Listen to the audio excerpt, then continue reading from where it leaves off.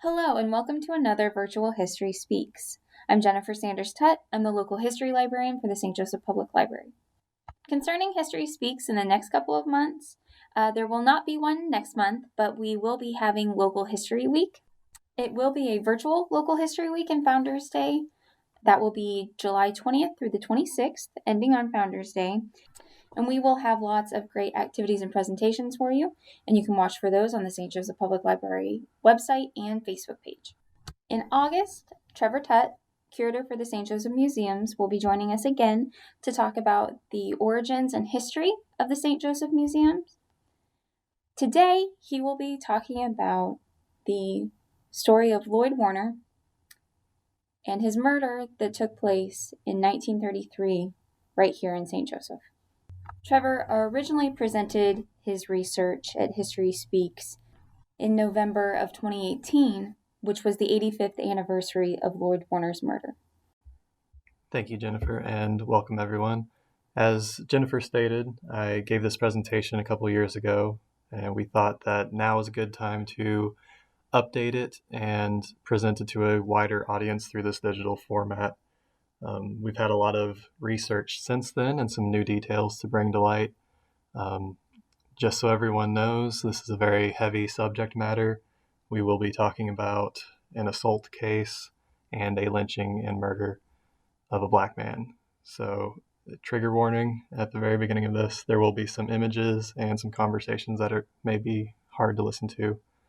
I believe this has been tagged for adults by the library, so just keep that in mind as you share this and before you continue on.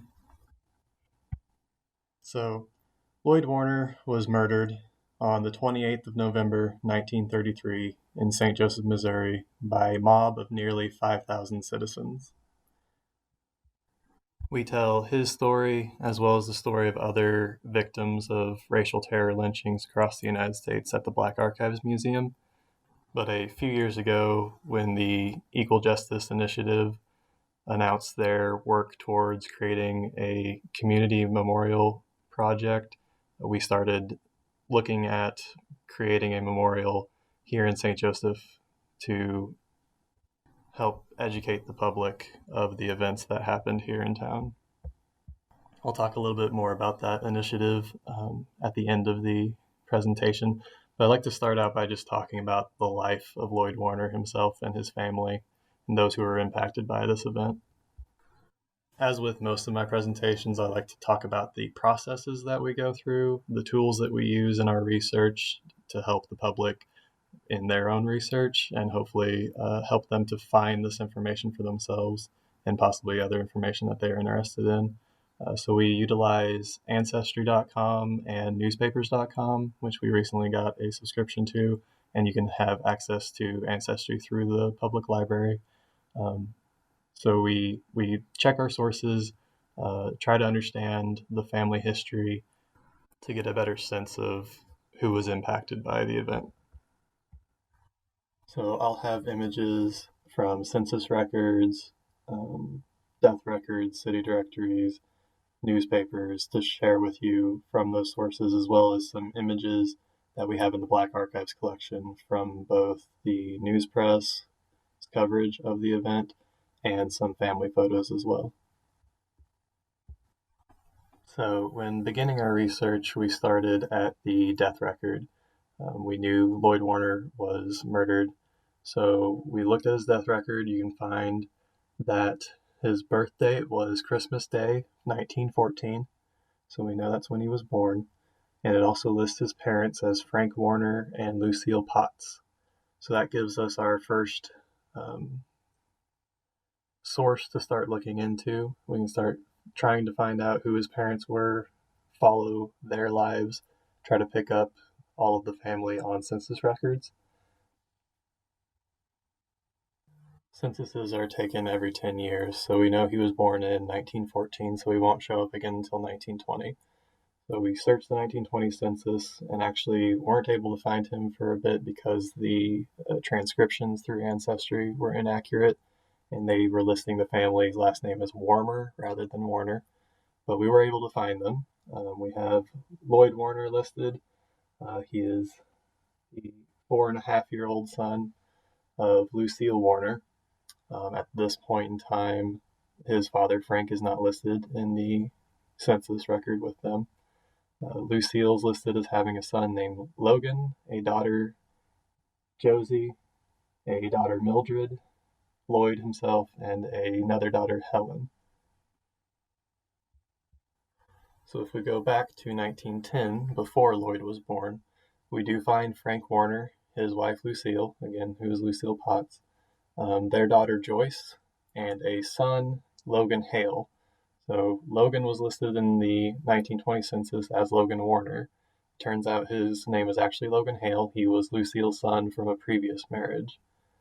But we have Joyce, who is Josie, and then we have Lucille's grandfather, Robert Harvey. And through doing some research in Ancestry, we were able to determine that Robert Harvey was a Civil War veteran. He served in South Missouri and in Kentucky during the Civil War. And it lists him in the census as still receiving his pension from that. He's listed as 71 years old, living with the family. He passes away not long after this, in 1912, and is buried in Ashland Cemetery. So we can imply from the 1920 census, since Frank is no longer living with Lucille, that they are separated at this time. Trying to follow Frank's life, we learned that he passed away in 1927 of a hemorrhage in his lungs, and he's listed on his death record as divorced. So we don't have a divorce record for the two, but we know they were separated by at least 1920. In looking at the death records, we can also find a Kerner Warner who died in 1914. He was only a month old, so since Lloyd was born in December of 1914, we can imply that Lloyd Warner had a twin brother who did not survive infancy. By the 1930 census, we find that Lucille has remarried. Her last name is now Mitchell. She is listed as the head of the household, so I'm not entirely sure who her husband was at this time. She's listed with her son Logan Hale, with her daughters Joyce and Mildred, and with a granddaughter named Helen Jackson. I was able to track that Helen Jackson was the daughter of Mildred, but if you notice, Lloyd, who would have been in his teens at this point, is not listed on this census, so that led us down the path of trying to find where Lloyd was during 1930. With the census information, we're able to contextualize some of the photographs that we have from the family. We know that Lloyd and his siblings attended the black school in Elwood, Kansas. And we have a photograph of that. So he was about 4 years old in this picture, around 1918. We know later on that Lloyd dropped out of high school. We have some pictures of the family from around that time, as well as some pictures of Lucille herself and her wedding. I'm not entirely sure which wedding this would be time frame. We'll have to use some context clues through the image to determine the year of it. So that brings us back to 1930, where he is not listed with his family in St. Joseph. I was finally able to locate him in Boonville, Missouri. He is unfortunately listed as an inmate of the Missouri Reform School. The Missouri Reform School was a juvenile detention center, which is unfortunately remembered for its cruelty. A child died during the 30s from being assaulted by the officers there. So Lloyd was picked up for skipping school, and that's what got him sent to Boonville. He spent several years there and actually was only recently returning to St. Joseph when the crime in question took place. On the night of November 26, 1933, a young white woman was returning to her East Side home from a show. She said that she took the trolley as far east as she could and then walked the rest of the way through a path that she had taken many times before. She was assaulted by an African American man wielding a long knife in the alleyway between 21st and 22nd Street. She was bound with her own stockings, but was able to free herself and flee to a nearby parlor where she found a police officer and notified him of the incident. What I hope to highlight here, and what will return as a reoccurring theme throughout this presentation, is that the justice system failed both of these victims. We'll never know if Lloyd was guilty or innocent of this crime. Another point that I'd like to highlight is the sensationalization happening in the newspaper leading up to this event. If you look at the next day's paper, November 27th, the front page news is that there was a lynching that took place in California. This is a much different situation, but it influences what happens here in St. Joseph quite a lot. There was a young white heir to a fortune who was kidnapped by two white men and ransomed for a reward money, but he was murdered before the ransom could be paid. So the killers were held in the jail, and almost word for word, how the mob assaulted the jail and lynched these two men reoccurs here in St. Joseph. After that event, again, like I said, the front page reports on this, and it highlights the governor of California who says that he hopes this is an example to the rest of America, that justice was done by the mob. In the very same paper, they report the local assault and let the public know that they have an African American in custody in relation to the crime. The very next day, on the 28th of November, they print Lloyd Warner's full name and his address and say that he confessed to the crime. The mob begins to gather at 6 o'clock that evening and grows to 1,000 people by 7 o'clock. By 8 o'clock, Lloyd Warner's lawyer arrived, bringing a letter from his mother, Lucille. He was not allowed into the jail to deliver that letter. By 8:10, the officers in the jail took Lloyd and hid him away in a storage closet, and then allowed representatives from the mob to tour the jail to prove that Lloyd was not there and that they had sent him to Kansas City. The sheriff received a letter that claimed that men from Maryville, who were involved in the lynching of Raymond Gunn 2 years prior, were a part of the crowd and inciting violence, getting everyone riled up and preparing for the assault. The crowd grew to 5,000 people by 9 o'clock, and the assault began.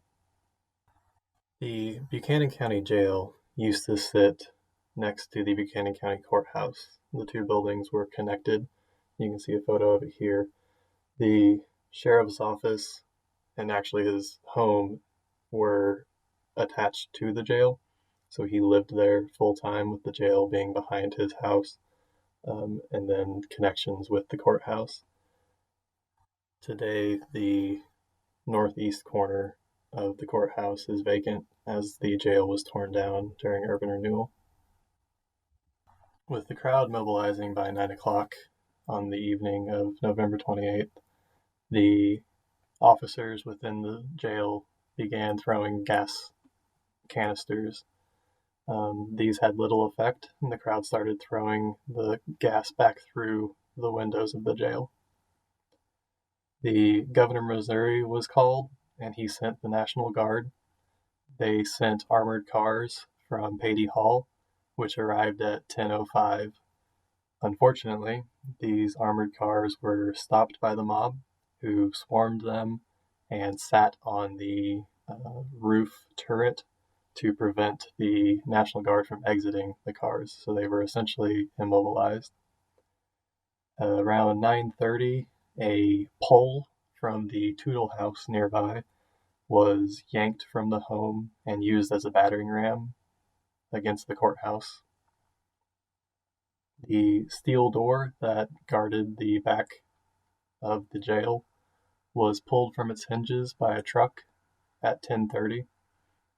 Finally, the sheriff made the decision to address the crowd directly. since they were making headway into the assault. Everything that the officers tried could not deter them.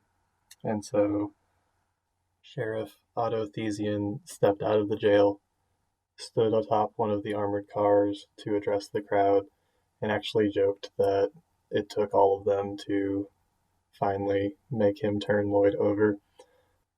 At this point, like I said, the mob was making headway into the jail, and most of the officers feared that the rest of the prisoners would be attacked, especially the African Americans, as no one really knew which one was Lloyd.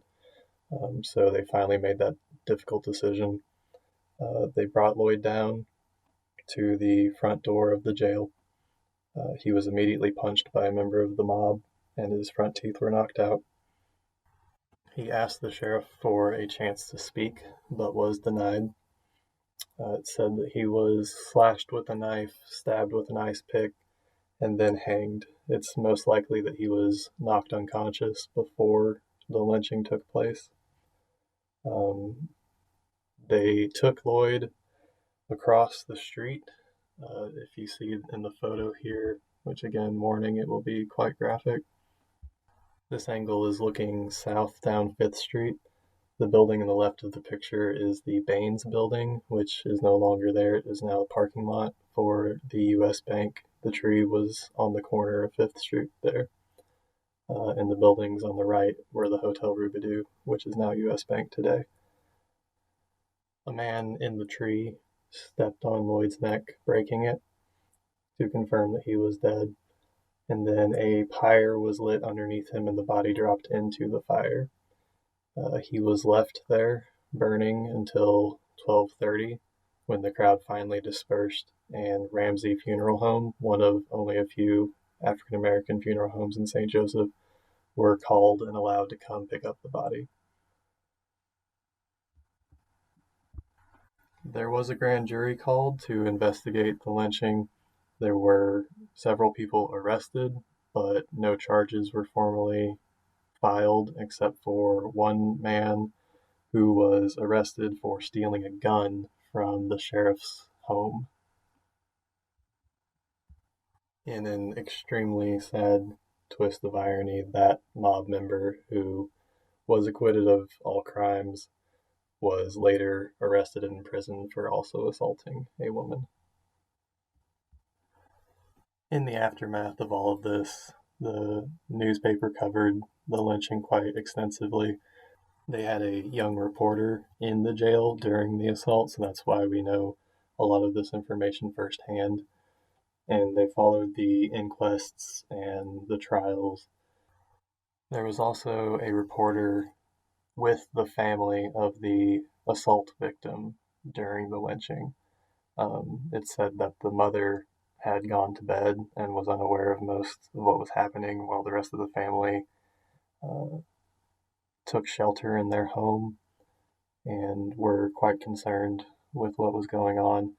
The victim herself was said to have worried whether or not she identified the right man, but then reassured herself that it had to be true. The father of the victim was very outspoken in the weeks that followed that the lynching was not the proper way to go about this, that justice had been denied both victims in this crime. Lloyd's mother, Lucille, later sued Sheriff Otto Thesian, but that also didn't get anywhere. The rest of the family lived out their lives. There are still descendants of both victims today. I think it's very important to look at the lead up to the event. Throughout the 1920s here in St. Joseph, there was a large presence of the Ku Klux Klan. They actually had a publication that was produced downtown in St. Joseph called The Fraternalist. It ran from 27 to 29. Local historian Houston Roberts has given presentations on his research into the Klan activities in St. Joseph during this period, which were very heightened. That mirrored with the mainstream media of the news press reporting on lynchings across the United States. sensationalizing the crime and keeping it in everyone's mind led to the crowd of 5,000 people gathering. It's also important to mention that there was a lynching in Maryville, Missouri, only 2 years before that. That gentleman's name was Raymond Gunn. He was charged with murdering a school teacher. That incident was reported internationally, as we have a newspaper report from William Wyeth, who was traveling in Morocco at the time and saw that the Raymond Gunn lynching made front page news in Morocco and sent a copy of that to his brother John back in St. Joseph. We have images from the lynching, which I've shared most of. There was one photograph that was identified as Lloyd Warner. And in doing some research, I actually found the 1931 newspaper reporting on the Raymond Gunn incident. And as it turns out, the picture that was identified as Lloyd Warner is actually Raymond Gunn. This was a misprint in the news press from 1979. In 2016, I believe, the Equal Justice Initiative began a project where they identified and researched racial terror lynchings across the American South. These were lynchings that took place in the early 1900s. In Missouri, there are 60 reported lynchings during that time period, one in Buchanan County and one in Nottoway County. The Equal Justice Initiative used that data to create the National Memorial for Peace and Justice. It is a monument that has a metal monolith for each county where a racial terror lynching took place. So there is one for Buchanan County there. The idea is that there is one memorial that remains at their museum in Birmingham, Alabama, and then there is a matching memorial that can be reclaimed by the county. And so that is why we've been working towards the Community Remembrance Projects, which are a soil gathering sample from the site where the lynching occurred and a memorial that would be placed on the site. As I had mentioned before, the actual lynching occurred in the U.S. Bank parking lot, and so it would be difficult for us to do the soil gathering ceremony at that location. We had approached the county commissioner's office in hopes to get the memorial placed on the grounds of the courthouse where the jail would have stood. Unfortunately, we have yet to receive confirmation on that, and with the pandemic going on, we were unable to organize the soil gathering ceremony as of yet. If you are interested in the project, you can contact me at my email at trevor@stjosephmuseum.org. I hope that this presentation has helped to shed some light on this event, and if you have any questions, feel free to contact me.